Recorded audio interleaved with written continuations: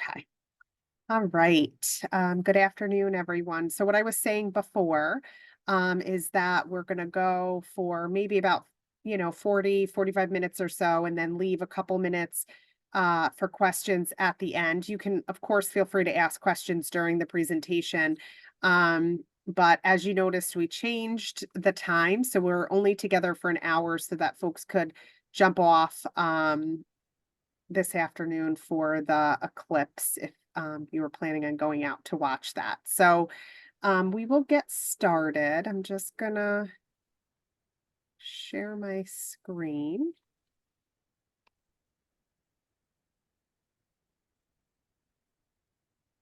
Okay. So let's jump to the agenda. So similar to the last couple sessions, we will just quickly look over what to expect for support from your CA partners. We're going to do a closer look at the folders in SharePoint just because some questions came up around what was happening in SharePoint. So we'll go over that. If we have time, we'll talk about the pre-exit meeting, the exit meeting, the site visit report, your response period, and then additional questions at the end. Like I said, we're going to go as far as we can. And then whatever we don't get to, I'll schedule a second session to go over the rest. So what to expect from your CA partners. So we've been, Alison, yes. we're all seeing your notes. Oh, If you click on display settings and swap, then it'll make it big. So if you start it again, there you go. Okay. So thanks. The weekly to monthly webinars that we've been doing to share information and answer any questions that you have. You all received your updated data chart with your individualized information for pulling your MIS reports. We did send out an updated accreditation tool so that you could utilize that as you're putting together or pulling apart your self-study and putting it into the correct folders. We did an accreditation, or we shared accreditation prep guide that was from HFA. And our program contract managers are looking to, depending on when you're submitting your self-study, are doing a check, either just checking off to make sure everything is in there, or if there's a little bit more time, depending on when you submit and you're ready, to submit your stuff into SharePoint, they're able to take a look a little bit deeper at quality, not just the quantity of information in there. And then all of your QA specialists, your program contract managers have been meeting to make some plans around documentation review and feedback prior to your on-site visit with HFA. So thinking about looking at things like cheers, service plans, supervision notes, or any items that you feel like you might need extra support in or an extra set of eyes in as you're preparing for that on-site review with the HFA peers.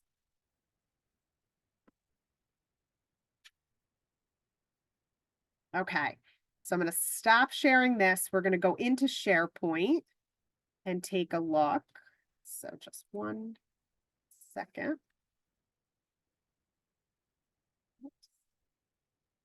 Bear with me here.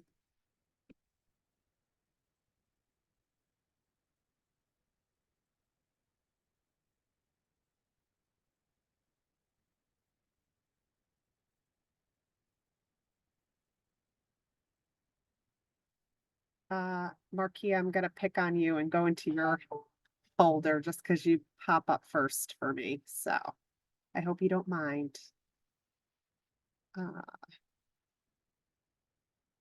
Okay. Can everybody see the screen here? Yes. Okay.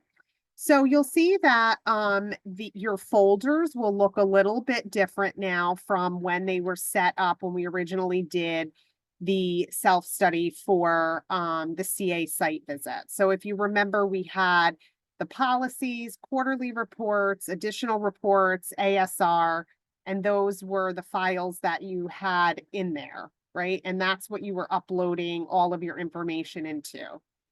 Now, because the way the peer reviewers want to see the individual self-studies for the sites they're visiting, we broke down the folders into each best practice standard. So you'll see it goes from 1, they're a little out of order just based on the way that SharePoint works, but they're all here. So it's 1 through 12 and then GA. So that's what you'll see in addition to what was there before, the policies, quarterly report, additional reports, ASR. What you should be doing, we left your other folders in there because you're going to be working on some of that information you're going to have to pull out of these folders, right? Like maybe you want to look at the ASR that you submitted and copy and paste from the one that was in SharePoint. So we left those folders in there from the original submission so that if there's things that you already had saved, that you can just work within the SharePoint to move them around into the individualized best practice standard folder. So if you go ahead, we're going to start with number 1 and open it up. You'll notice that under best practice standard 1, Allison, I can't see, Yeah, sorry. we're not in the file, we're in something else on your desktop. We were in OneDrive. oh my gosh, I'm sorry. That's okay. We're here. Now I you're thought it not- was just me. I was like, maybe it's the solar eclipse got No, me early. Thank you. I'm just so everyone knows, today I'm blaming everything weird or wonky that happens. It's totally on the eclipse. So Okay. that's what it is. Let's try this again. I'm sorry about that. I'm going to do a check-in. Can you see the folders now? Okay, so let me back it up now. Okay, are you back to the original one? Are you seeing that now? Yes. Yes. Okay, so this is what I was saying. Last time you had your Yep. additional reports folders, policy, quarterly report, right? Those original ASR, those were in there from when you first submitted. Now we've added all these other folders that go by specific best practice standard or the 12 critical elements and then the GA folder. Okay, so that has been added now. Like I said, we left these other folders in there because if there's things that you don't need to update, that you just want to move over into the best practice standard corresponding folder, you can do that. So I'm going to click on 1. Do you see the 11A, 11B? Are you seeing that? Yes. Okay. So then you'll see within each of the standard folders, there's the subfolders that break it down even more by second and third order standards. And so what HFA wants you to do is for 11A, you should be putting in there just the narrative for 11A from your ASR. 11B, just the narrative for from your ASR, that's 11B, and so on and so forth. Policies, it's just going to be policy 12A, 13A in this folder, 12B, whatever's required for that specific standard will go in the subfolders. So when I did the original one, I was walking through like how we're going to pull apart everything now and drop them into these individual folders. You do have an opportunity. Let's say you're reading 11A or 11B or 11C and you're like, you know what, I want to update some of that narrative because I feel like it could be stronger. You absolutely can do that. You would put it on, copy, paste it, put it on a Word doc. You can update it and then upload it into these subfolders before your submission.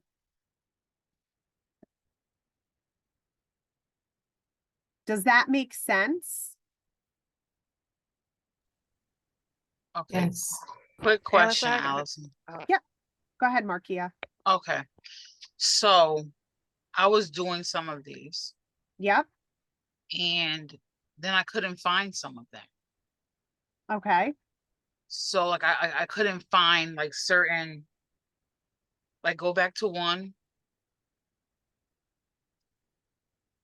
Just Okay, click on them. I'm not sure what I was putting in here. If I put some stuff in here already, Yep. like click on it. So okay, so I was able to find that. But like some of them when I went to like different, maybe it was BPS 2 or 3 or 8, I couldn't find like these these, some of these, what are you calling? Subfolders? I couldn't find the information to go with them, like on my ASR or even on my BPS standard, like, so I got like a little bit confused, like where am I finding this if it's not in my ASR Yep. and it's not, Is there a subfolder for it? Like it's showing you it, like, so when you went, so the subfolders are everything that needs to be pre-site. So not every single standard requires something for pre-site. So what is in here is whatever they're asking for as part of your self-study. So if you looked at the accreditation tool that we gave, it'll tell you what you need to put in, like what they're asking for as part of the self-study, or if it's a standard that they're going to review just on site. okay, so what you're saying is that to follow that tool, and even if it's saying like I just went on my own computer onto my SharePoint and it was like 10, like certain ones on 10, it was like I was able to upload, like go to 10.1, the policy. Yep. Okay, so I was able to put that in, go to the next one. Yep, the policy Yep. is in there. Yep. Go to And then that you one. would do a Okay, report. so yep, so I This, did that. yep, Okay. this would be your report. Yep. And so right? go to another one just so I could see. One that I didn't do. Okay, so here. Yep.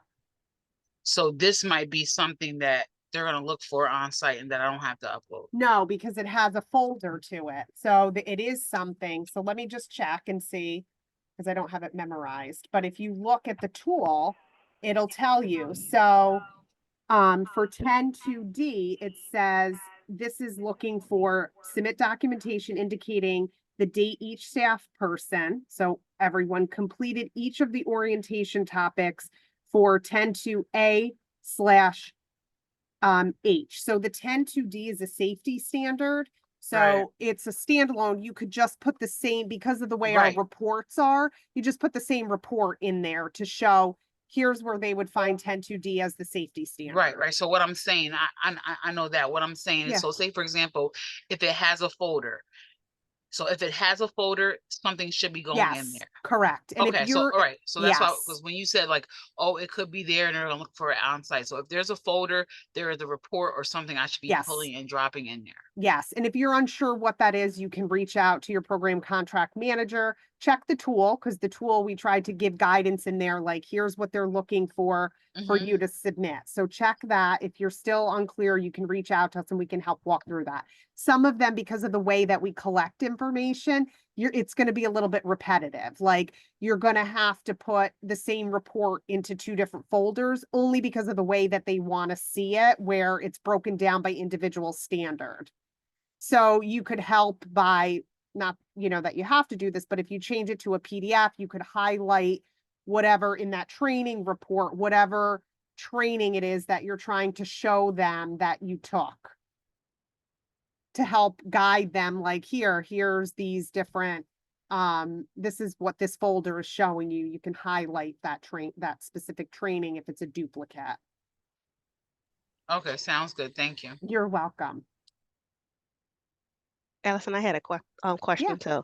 So when you had said if they want to strengthen their narrative, is that Mhm. something that before they upload that we have to review, or they can just upload it and They can upload it. If, you've approved the ASR, if programs are giving enough time, like, and, they want somebody to take a look at it after they've updated it, absolutely. Just, they have, as a program manager at the site, you just have to communicate that you're going to upload it. Can, the program contract manager take a look at it? If you're changing anything, if you want another set of eyes on it, to just let us know that you're updating it. Can you read it over, make sure that it's good to go. okay.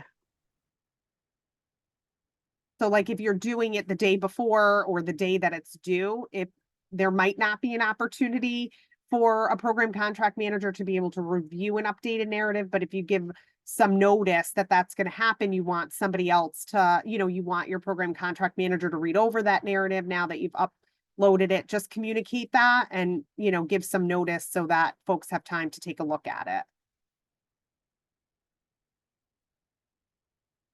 Because again, this self-study is what you're going to be actually scored on. So when you submitted your self-study as part of central administration, they did not look at these and score you to say, is that narrative meeting all of the requirements of 11A? They used your self-study to help them select the sites that they were going to choose. It's this submission in which they will look at it, every single narrative, every single policy, every single report, and say, compare it to the standard and say, is this meeting the actual standard? So if that's what I'm saying, if there's stuff that you're like, you know what, I was rushing through that and I really want to update that, this is the time you can do that for those narratives.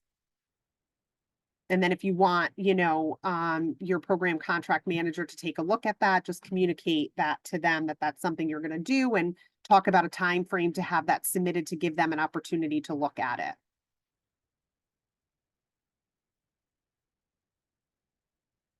And we talked a little bit about in the first session around the equity plan, your CQI. So those things are things that you can and should be updating, to reflect any work that you've done between now and, between when you first submitted your ASR equity plan to now. There may have been activities that you've done since then. So you want to update that within your equity plan to show like, yep, we've been implementing these things. Same with your CQI project. Have you been doing anything? Go into the MIS, update it, and you can upload a new one. And so that was we did talk about that in the first session that we did back in February around updating those things. So if you need a refresher on that, you could take a look at the slides from that. I think it was February 29th, I want to say, was the first recording. So you could take a look at that in the slides that went to it around updating your equity plan and your CQI project. And that's available on the website. So then one other thing with your folder. So the additional reports, the ASR, the policies, and the quarterly reports should come out of here when you're all done. Before you're ready to submit to HFA, those you can delete, because everything, either you've updated it or you've moved it into these other folders. So you don't need them to look at the information from before. You want them just to focus on standards 1 through 12 and GA. Now, the policies, I will say, you can rename this and move it into the GA, because I'm going to click into here. GA 6 becomes the completed policy and procedure manual, which you should already have in this folder or in your SharePoint as part of all of the policies that you submitted the first time. So you could just move this into GA 6 to show your completed policy and procedure manual. So they want the policies submitted 2 ways. One, with every individual standard that has policies, they should go into those individual policy folders within the standard, and they need to see all of the policies together, like in that policy and procedure type manual. So you can move that right into GA 6 as all of them together as your manual.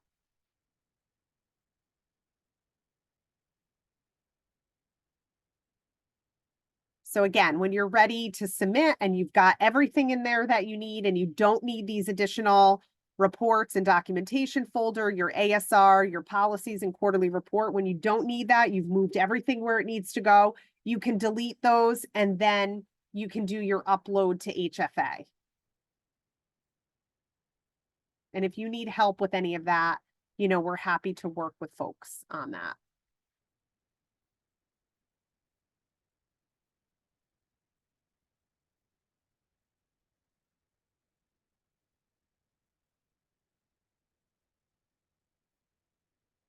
So any questions about the folders or uploading?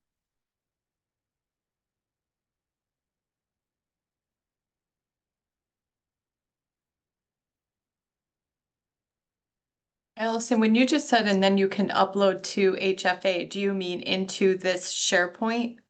They're going to send you a link Okay, so a So- different SharePoint. Yep, and then Okay. all you have to do is download from here, and then like, that's why I'm saying I would, Move you it know, over. yep, you download and then you go to their link and you just upload into theirs. Got it. Okay. So then you don't have to move like individual folders into it's done, and then it's just a download and an upload into their link. Got it. Thank you.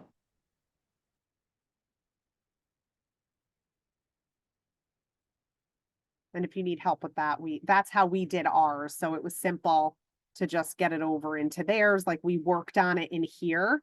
So that way the upload to them, everything was all done. And it was just an upload over to their site.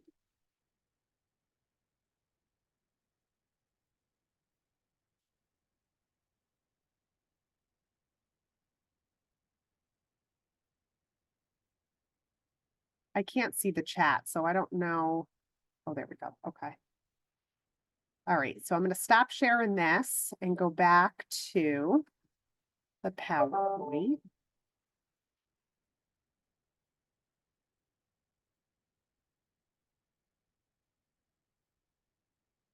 And help me if I'm not sharing the right thing.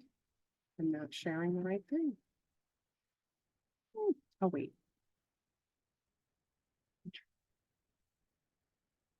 I think I'm sharing the right thing. Yes. Yes. Okay. Okay. Thanks. All right. So we took a look at SharePoint. So the next is the pre-exit meeting. And so this is more of that smaller meeting where the peers will meet with the program manager, and then whoever you as the program manager chooses to participate. And this is really, they'll talk about some of the strengths of the program, but really the primary focus, if you will be more on those, if there's any challenges that they found. They're going to use this meeting to really debrief those challenges. So it's where you'll get those preliminary findings around if there's any areas that you were rated out on. And so, although there'll be that conversation, you'll have that idea around like, okay, here's, potentially the areas that are a challenge or that we rated out on. They will walk through all of those with you. You won't have like, right, the detailed information, like, so things like potentially why you were out on that, or, super detailed information that will come later in the actual report. This will be just that verbal, kind of like what we do for our site visits at the end, where we go through and say, this one, was rated a 1, you were rated out on it, give a little bit of an explanation and then kind of move through. So you'll have an idea at that point, like, in terms of your, where you stand in terms of like what will need to happen next with your response. So are you under the 85% threshold? But there'll be more detail later on in the other slides about when you have that actual formal discussion around, here's the site visit report, and then here's what the next steps are for your program. But they will use this meeting to make sure that you're clear on where you stand with, of course, the strengths, but then more of that focus, just because I know that's what people get anxious over, is like, how they did in terms of what am I rated out on, if anything. So they'll use this time in a more private setting with the program manager, and then whoever you as the program manager choose to invite to this session to talk about those things. The exit meeting, that is, many of you joined our exit meeting. So that is really when the peers use that opportunity to focus on those strengths and the successes of your program. So that meeting is like a feel-good meeting, like we'll tell you all of the wonderful work that you're doing. So they're going to really highlight that. And so think about who you may want to invite to this meeting in particular. So, obviously the peer reviewers will be there, the program manager, think about inviting your team, so that they can get feedback on the work that they're doing in that positive way. Your agency administration. So for a program manager, thinking about your supervisor or your administrative staff at your agency, if they're able to block off some time to come to this meeting to hear about, again, your strengths, the successes of the program. And then also, if you have advisory board members that you think it would be good for them to be part of that discussion and hear the feedback. I know for us, I think it felt good. We had, the programs on, and then we had our administrative team. Many of them came, and it was really good for them to be able to hear about the work that's being done in Healthy Families New York. So definitely a larger setting and an opportunity for folks to hear from an outside entity all of the great work that you're doing.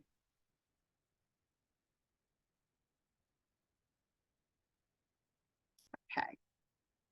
So the site visit report. So the site visit report you will get within 4 to 6 weeks after your visit. And so this will, of course, outline all those strengths again. And then if there's any areas that you're rated out on, this is where it will, let you know in detail for each and every standard, how you did, like what your rating was. And if you rated out, some detailed information around why it is that you were rated out on that.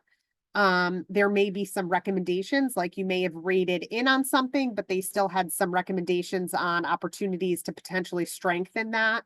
But again, it'll be detailed. You'll be able to see all of that information in that report.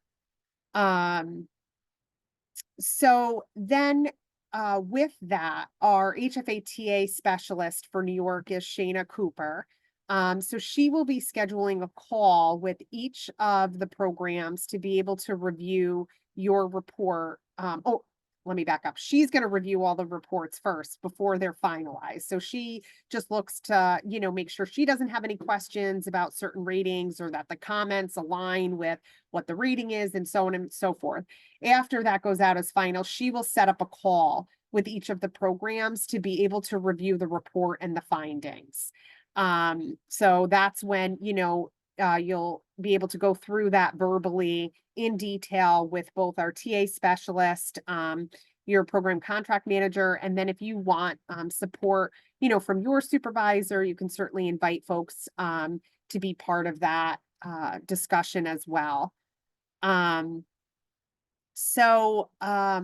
On that call also is where you're going to get more of that detailed information around what your next steps are in terms of your accreditation response. And we'll talk about that in a minute. But depending on where you're at in terms of response, there's certain information that you'll receive from the call around what your next steps will be to move that the accreditation process forward. So I just want to pause. Are there any questions about either exit interview or pre-exit, exit, or the site visit report kind of leading up to the before the response?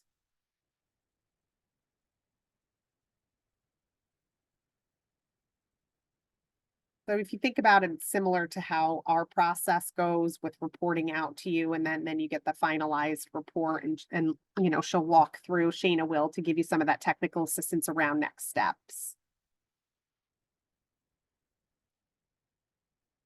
Okay. So then these are the accreditation responses and what it looks like. So if you are a site that there's no response required, it means that you met at least 85% of all of the best practice standards, that you've met all first order BPS critical elements. So those are those overarching, right? So 1, 2, 3, 4, etc. That you've met all of the first order standards. So that like overall intent, you've met all of those. You've met all of your safety standards. And you meet all of the essential standards. So at that point, if you meet the threshold for those things, there is no response that is needed. There's nothing else that you would need to do. If there's a national office response, it means that you've met at least 85% of the threshold, that you've met all of the first order standards, you've met all of the safety standards, but you did not meet at least or one or more of the essential standards. So even if you miss one essential standard, there would be a response to the national office. So if you met everything else except for one essential standard, you would still have to do a response to the national office. And we'll talk a little bit more in detail around what that means when you're responding to national office. If there is a response to the panel, it could be that any of these things occur. So you're under 85% of the threshold of all BPS standards, that you're out on any of those forced order standards, or you're out on any one of the safety standards. Then that would be a panel response.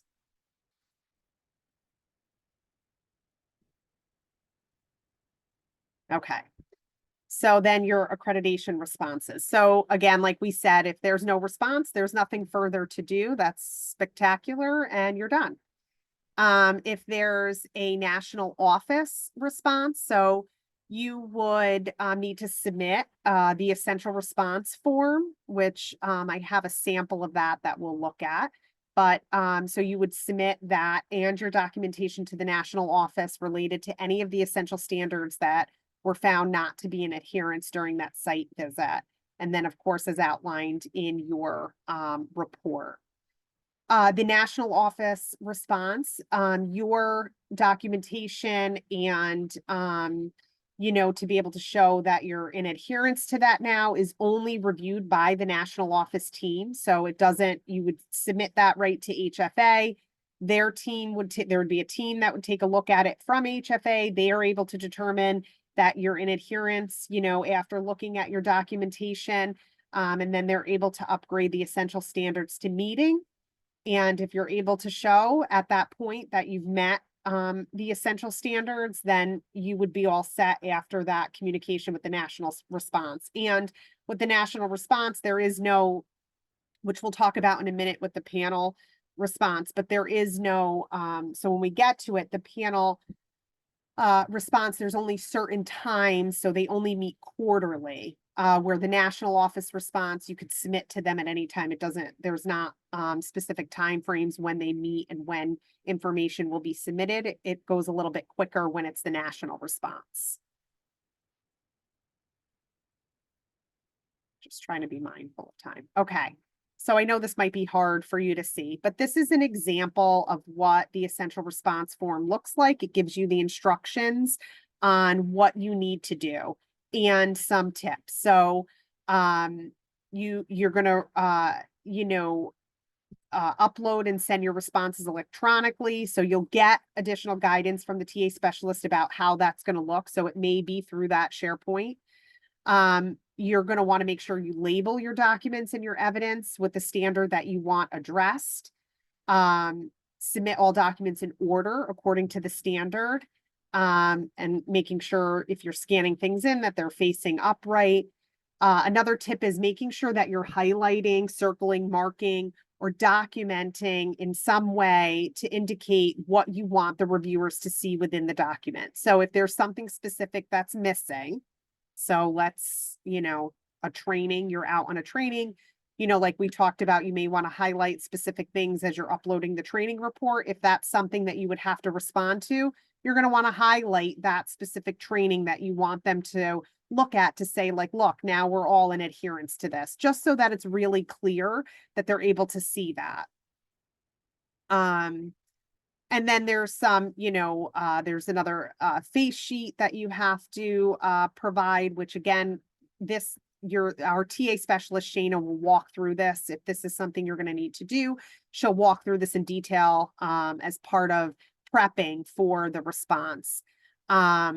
You also have an opportunity to do, or not an opportunity, but you should be writing some narratives or responses indicating what has changed. So what have you done now to make sure that you're implementing something that you were rated out on? And so that helps them inform their decision. So you're showing the documentation, but then you're also explaining what at your site has changed to bring you into adherence to that. And then they give you here samples, similar to what we talked about in, I think the last session around what documentation they look at. So if you need to do like, anything related to home visit type notes, 1 to 2, or if you have 1 to 9 home visitors, you're going to do 2 examples per home visitor to show an adherence. So thinking about things like cheers, anything around the home visit log, they give you what you would need for samples to show adherence to that, or what your documentation would look like. And so this is just a sample. It could change by the time, they may look for different things, but this is just an idea of what it would look like to submit your national office response for essential standards. And then this is just a sample again of that response and what that would look like. One of the things too to keep in mind, and again, like not that you need to remember every single thing, but just when the time comes, something to think about, that if so if they need to look at, so for example, let's say they're, 2.1b, the frog scales administered and documented uniformly in accordance with the site policy and procedure. So what they're going to want to see is not just samples of the frog, but they're also going to want to see the policy. Even if you rated in on the policy, they're going to want to see that again, because they're going to want to compare your policy again to what you're submitting as evidence. So just paying attention to, is it just about that particular document, or is there something that corresponds, like a policy that would need to go with it, so that they can compare the two? Even if, like I said, you scored in on the policy, they still need to look at that, with your documentation to make sure that your documentation is in adherence to the policy. And I know that might sound confusing, and, when the time comes and you need to go through this, you will get much more technical assistance and be able to like really ask specific questions about your responses. But this is just samples of how things are submitted for the peer response form.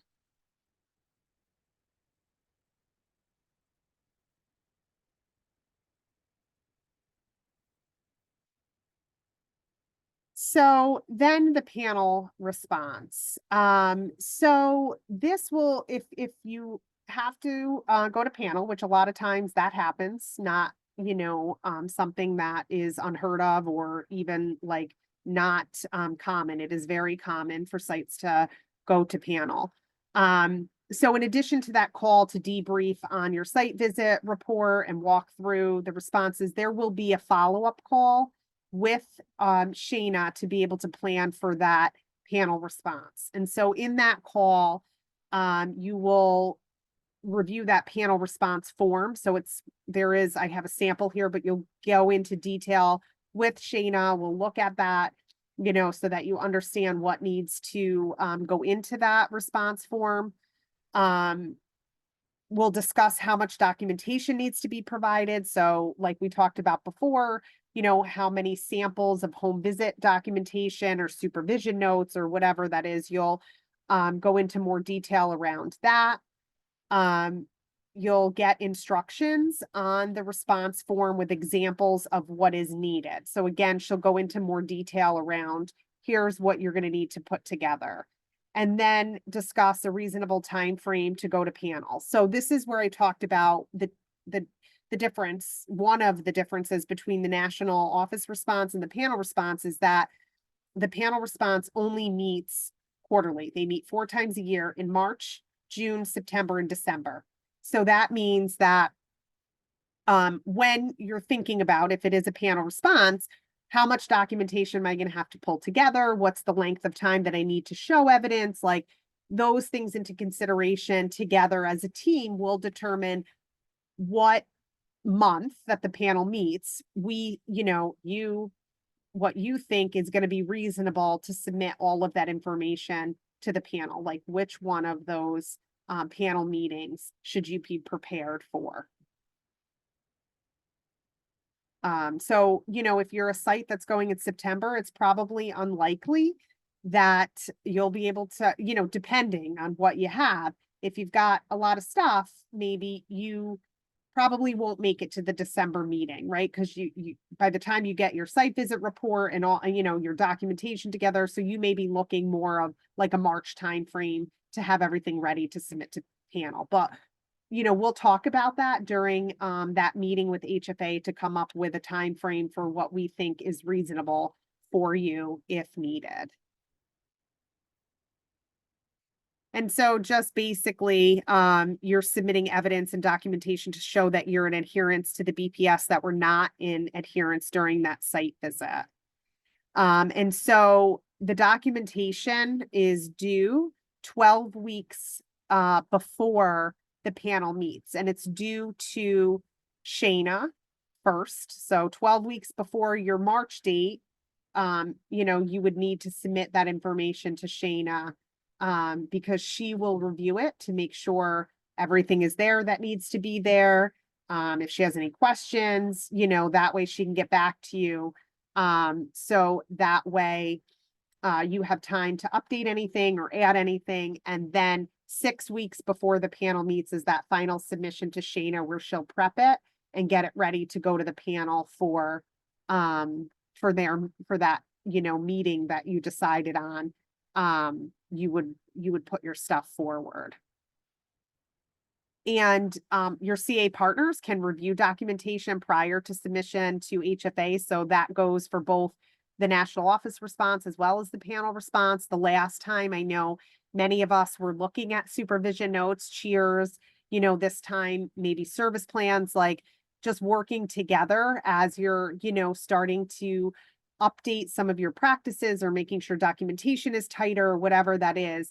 We, you know, will want you to work with us so that it's like all hands on deck. Everybody's looking at it, making sure that whatever you're putting forward, like thumbs up, we're feeling confident.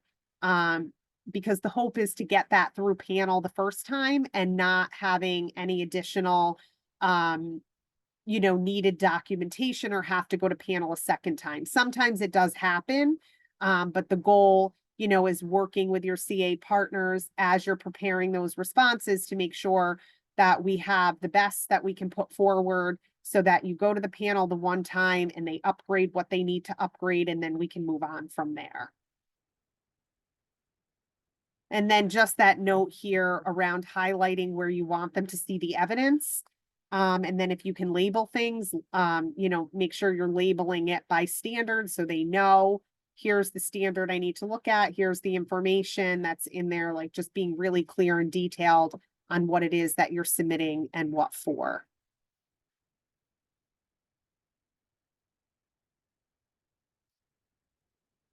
So I'm going to go into, I think, one last slide and then see if there's any questions. Or maybe 2 slides. So this is a sample panel response form that kind of, and this, you know, it's available on the PowerPoint. We'll make sure we put it up on the website so that you can take a look at it in more detail, but it walks through, you know, those instructions on what you need to do to prepare for a panel response, the due dates, and just some general information around the panel response process. And so again, you'll walk through this in great detail. If you're at a point where you need to do a panel response, there'll be a call with our TA specialist from HFA, Shayna, to really dig into the information and make sure you understand for your particular site what it is that you need to do. And then this is just more of that panel response form where it, you know, shows how or what you should be submitting for each one of those standards.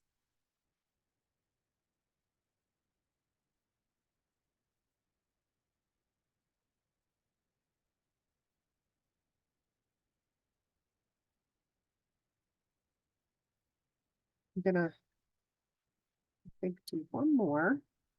So the accreditation response, so the panel will review your response to ensure that you're meeting at least 85%, so that they're upgrading you to where you're at least 85%, that all of your first order standards are met, that all of your safety are met, and all of your essential are met. And if that is the case, then you're accredited and you're all set. So just as a reminder though, that it's great. You can wipe the sweat from your forehead, you're done. But we have to wait as a system for everybody to make it through and be accredited before we're truly accredited as a multi-site system. So everybody has to have their visits, everybody has to complete their response period before we are, re-accredited as a system.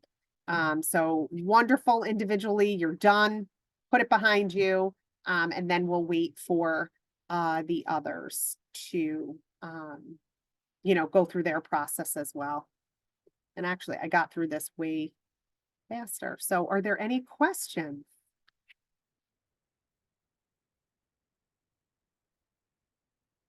I know that was fast.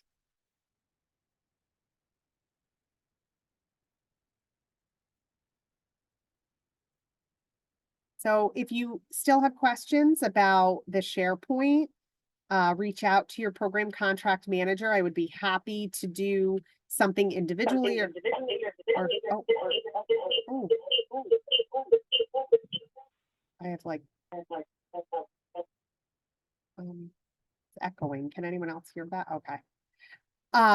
Reach out to your PCM. I'd be happy to do individual or small group kind of walkthrough again of the SharePoint and what needs to go in there, or take a look at the accreditation tool, whatever support you need. I know many of you, not everyone, we had our first submission not last week, I think the week before. But everyone else is still kind of working through their submission of their self-study. So if there's something that in particular that you need support in, or you have questions and that come up after this, please reach out. We're happy to connect with you, like I said, one-on-one or in a small group, to make sure that it's clear and that you know what it is that you should be doing.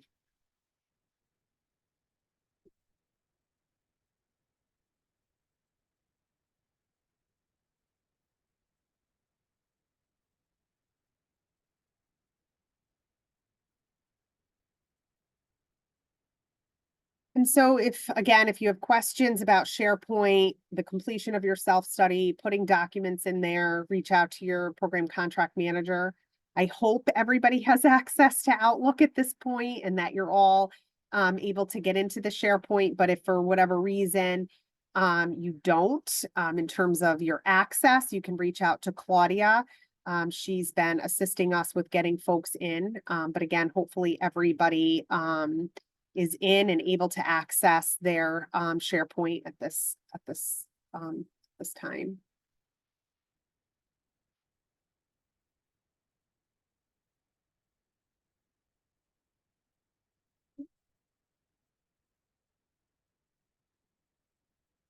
That was it. Also, just lastly, if there's other topics or something that you want to go over as a larger group for these calls, please let me know. I'll be happy to pull something together. If there's questions that aren't answered or you want to re-review things, please just reach out to me and let me know any ideas that you might have that could be helpful for you all.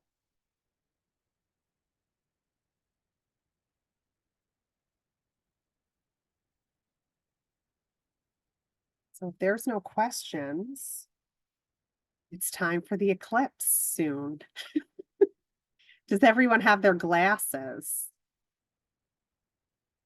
Yes, there you are. Esther, you're like in the, who else? Esther's like, right, you're at it, right? Yep. And I just have to say, I love Valerie's comment in the chat, Allison. I don't didn't know if you see saw it. that. No. I feel right there with you, Valerie. Same. Is she still on? Where is she? Yes, I'm still Oh, on where here. are you? I can't see you. Yes, I'm Okay. just my picture's not on because I'm not Okay. feeling well. You're- But Oh. yes, my whole life is an eclipse, an entire eclipse, Did especially you? the last 10 years. I'm gonna